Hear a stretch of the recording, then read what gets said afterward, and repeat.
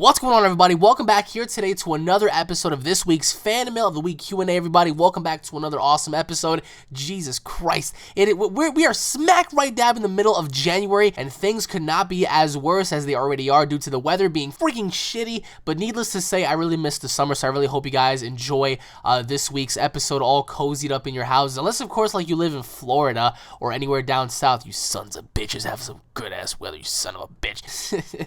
But needless to say, guys, welcome back. And I actually turned 24 years old on Monday, I believe it was. Yeah, Monday, January 11th, I actually turned 24 years old. Hoopty-hoola for me. I'm getting old, my God, man. That right there just signifies, you know, every single time, like, your birthday comes around, like, you start thinking about how old you're getting, and I still can't believe that 10 years ago, I was only 14 years old, sitting down on my bed in the other room here, playing GTA San Andreas and Metal Gear Solid 3, and now I am 24 years old. Fast forwarding 10 years later, I'm here throwing down on GTA 5 and Metal Gear Solid 5, so it's pretty insane when you look at how fast time is going. So I really hope you guys enjoyed this week's episodes. Again, guys, if you guys haven't done so already, take the time to go ahead and check out my second channel. The link will be down in the description comment section below at UnrealEnt Network. On there, you will find a whole bunch of awesome stuff that you guys will not get to find on here. Walkthroughs, let's plays, commentaries, fan interactions, and of course so much more. So I really hope you guys go ahead and check out UnrealEnt Network. If you guys have already done that, you guys are freaking awesome, and you deserve a Snickers bar. Yo, I swear to God, if I had the money, I would literally buy all of my subscribers a giant Snickers bar. Actually, I'm actually craving some Snickers. Fuck. I'm on a diet too. I have to prepare for all these bookings coming up. Ugh, must stay away from chocolate. Oh my God. Anyways, everybody, let's begin with our first question of the week, and it is from Evan. Hey, Unreal, you're amazing. Just wanted to ask you some questions and hope this makes it onto fan mail. Happy birthday, by the way. Thank you so much. Question number 1. What are your thoughts on the God Saga that is scheduled sometime in January for Dragon Ball Super? Question 2. How strong do you think the Frieza-looking character will be on Champa's team? Question 3. Kylo Ren versus Darth Maul. Question 4. When will your next horror discussion go up on UnrealEnt Network? Well, thank you, Mr. Evan. Now, to answer your first question, my overall thoughts on the God Saga. Well, I do think that everyone's been waiting for this for such a long time, and I do believe that the God Saga, the Universal Tournament between Universe 6 and 7 is going to be amazing, and I don't think that people are going to get bored of this because it is something new, although there are going to be people complaining about this, as people always do.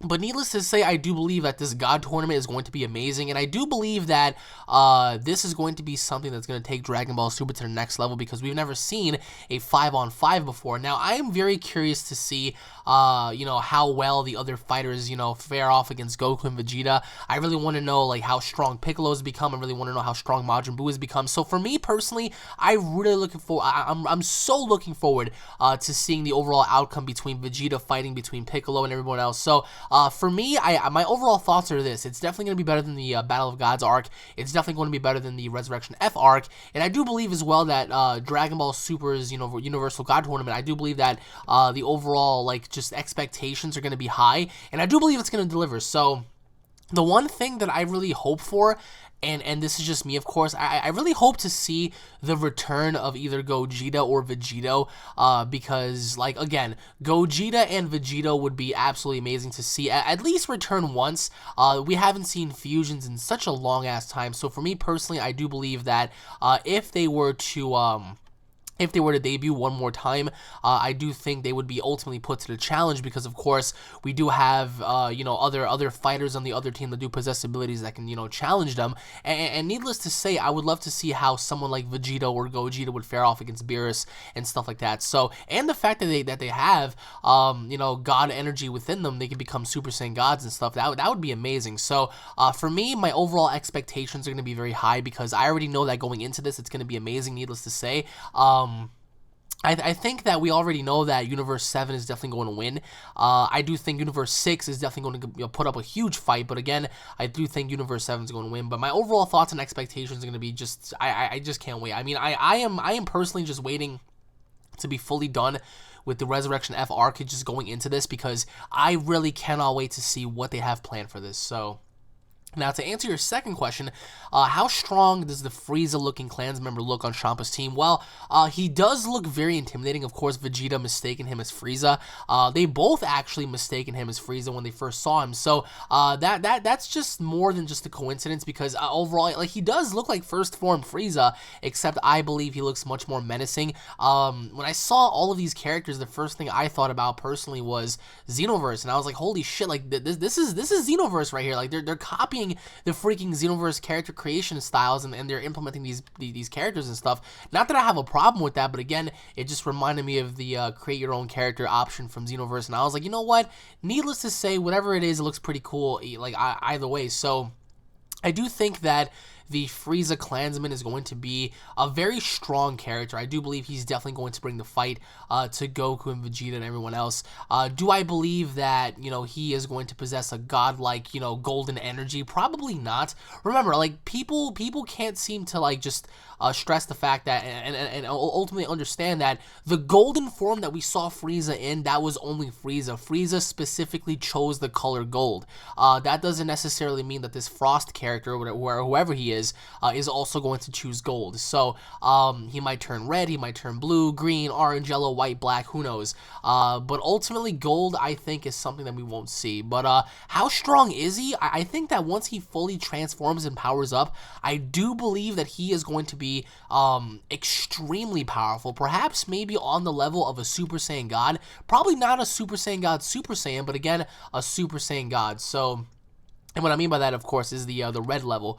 But either way, I mean, however strong he is, I hope they utilize him correctly, and I really hope that he actually brings the fight to the Z Warriors, because I would love to see how Goku and Vegeta would fare off if they were to realize that they're in trouble fighting this dude. So that's just me, of course.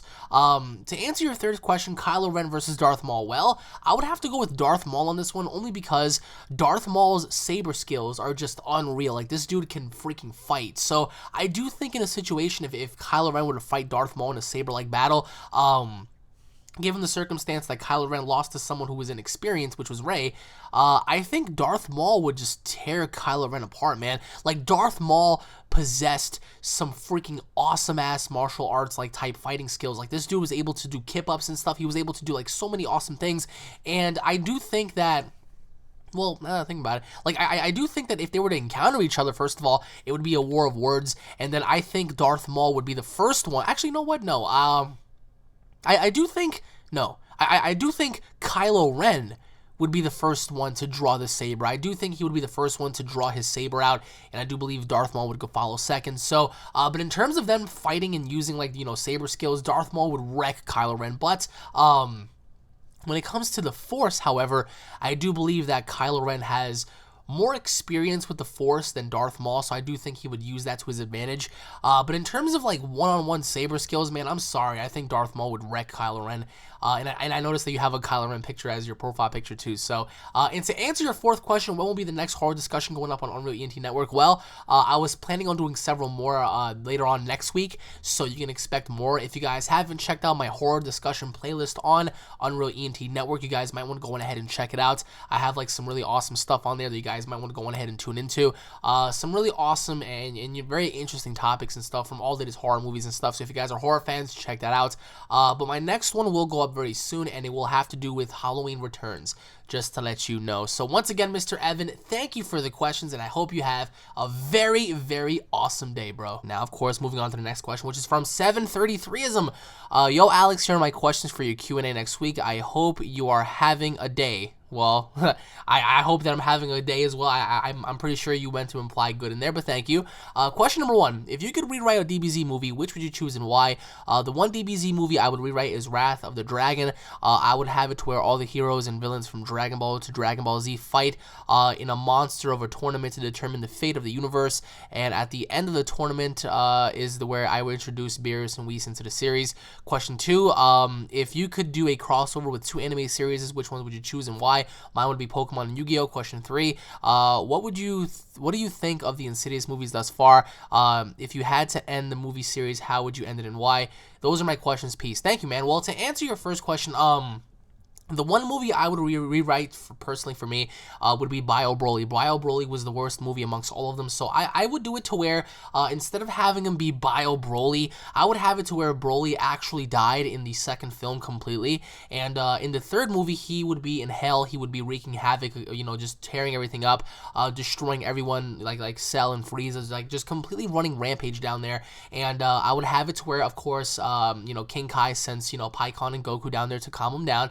And of course, I would have it to where eventually Goku and Pikkon get there and they encounter him and they beat the shit out of him. And then, due to his frustration, due to his, focus of him never exceeding Goku's power, because now he's exceeded him in vast limitations. So I would have it to where Broly finally transforms into a Super Saiyan 3 and fights Super Saiyan 3 Goku. And I would have it to where, Broly's definitely winning until Vegeta shows up and they're trying to help him, whatnot. They're trying to defeat him. And to no avail, it actually fails out. Similar to how, like, the Janemba movie was. Except this time I would have it to where Vegeta's there, Pikkon's there, Goku's there, they're all fighting him.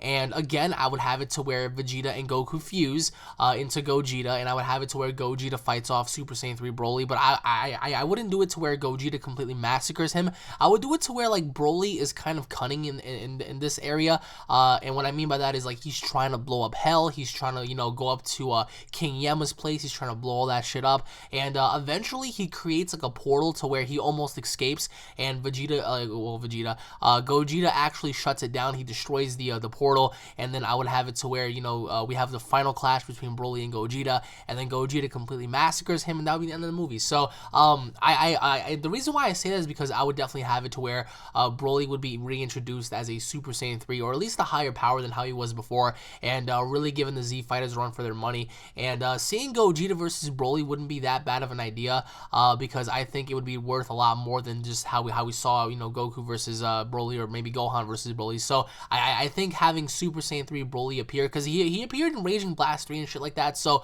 and in Heroes, so why not have him just debut in a movie? So I would do it to where he did that. Now, to answer your second question, a crossover, well, that's very simple. I would do it to where it is Dragon Ball Z crossed over with One Punch Man, because everybody wants to talk about One Punch Man being stronger than Goku. I keep forgetting his name, like Saitama, I think it is. Saitama. I would do it to where Goku fought him, and everybody would get the answers to their questions as to who is stronger between Saitama and Goku. And I do believe, again, Saitama has the ability to destroy anyone he freaking hits with just one punch. He is super OP, and I would love to see how Goku would fare off against someone like that, because let's say, for example, that One Punch Man was able to destroy any living being with just one punch. How could he be able to catch Goku with his instant transmission and stuff? So, and if worse comes to worse, I would do it to where Goku and Vegeta fuse and they fight him off right then and there, because is Saitama strong enough to take on Vegito? Like stuff like that would be amazing. So I would have it to where it would go down like that. One punch crossover with Dragon Ball Z. If not, I would do it to where it would be Dragon Ball Z had a crossover with Naruto, of course, because everybody wanted to see that. But if I didn't, if I can't include those, I would do it to where Pokemon had a crossover with Digimon, because that would be something that would be very unique and interesting to see Agumon, aka War Greymon, going up against Charizard and stuff. So I think for me, that right there would be so awesome to see. So that would be like my personal preference. Of course, now to answer your final question, what do I think of the Insidious movies? Well, I like them. I like them a lot better than how I like Paranormal Activity right now. I think the third one was very good. It was executed very well. I do think they could have added more to it, of course, but again, it was just a very slow build-up leading into something more at the very end. Of course, we all know that there is going to be an Insidious 4 sometime between, this year, next year, whenever it decides to drop, honestly.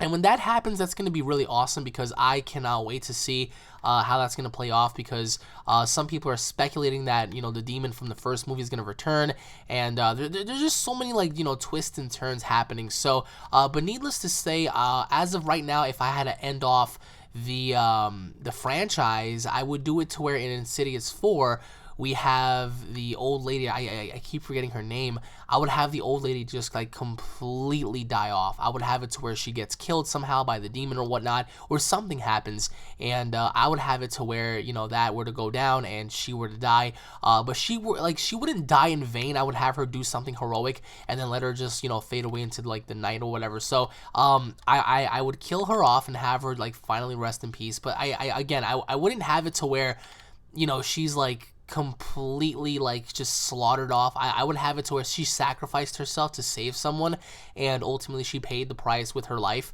But again, it's just like Insidious right now has more going on, I believe, than Paranormal Activity, than Resident Evil, than any other movie, I believe. So I would keep the franchise alive because they have something good going on with this, and I believe that, you know, this is something that's going to be revolutionary as, you know, the movies progress. So as long as they do the formula correctly, and so as long as, you know, they do the right thing and they don't mess it up by, you know, just doing all these crappy ass things that Paranormal Activity did, and just do cash grabs and stuff. But again, it's just, to me, I feel as if Insidious 4 is probably not going to be the final one. I do believe that there is going to be a possible Insidious 5, Insidious 6, and if that were to happen, I do believe that's going to be awesome, because for me, I'm a horror fan. I would love to see more.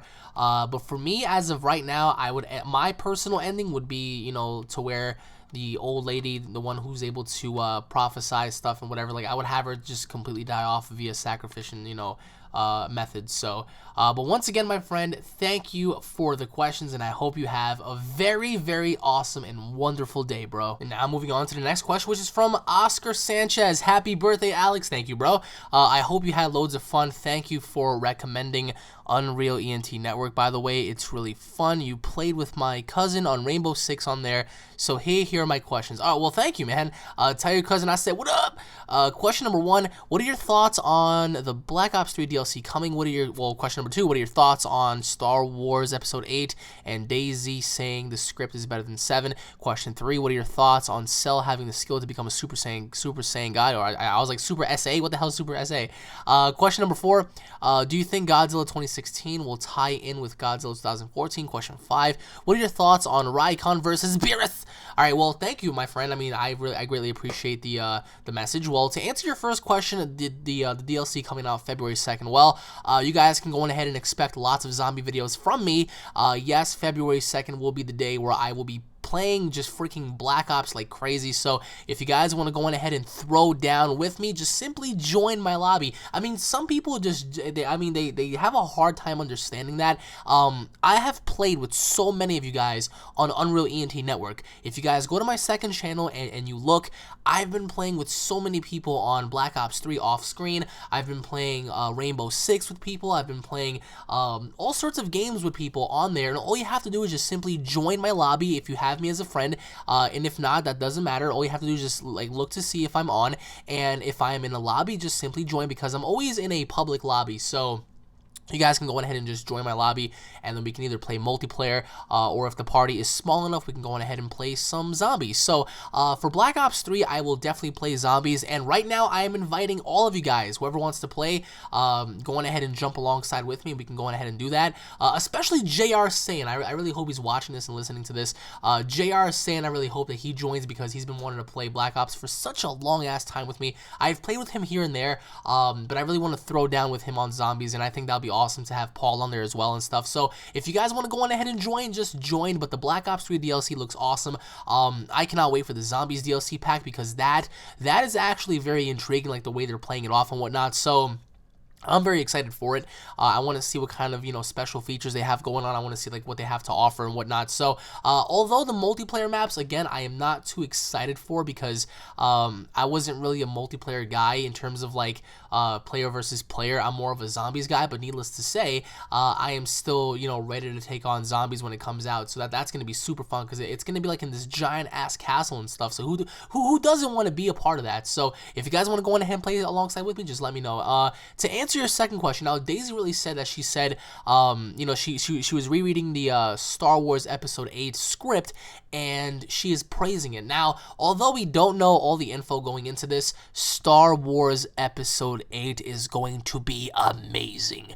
Join the dark side of the Force. It's going to be awesome, guys. So, I do think Star Wars Episode 8 is going to be great and all, but I don't know, like, in terms of it exceeding Star Wars Episode 7, I'm not entirely sure of that, because Star Wars Episode 7, to me at least, was so amazing. It was so freaking good.